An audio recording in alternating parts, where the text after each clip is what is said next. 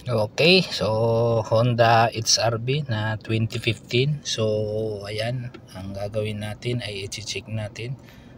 Check keyless start system. So may time na ayaw mag-start.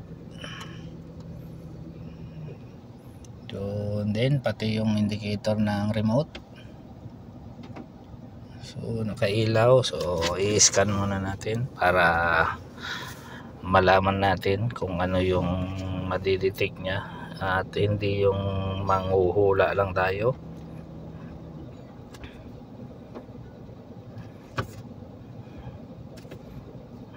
Okay,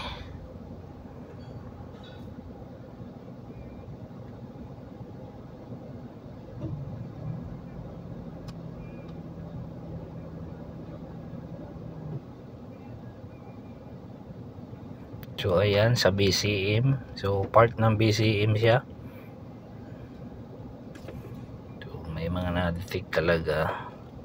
So engine start, stop, switch failure.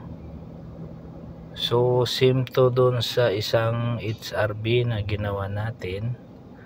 So either problema nito is battery ng remote. Okay, gawan muna natin ng report. Iyan, so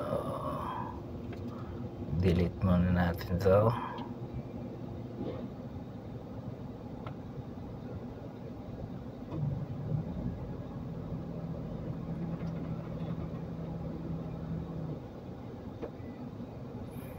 Okay, so na-delete siya.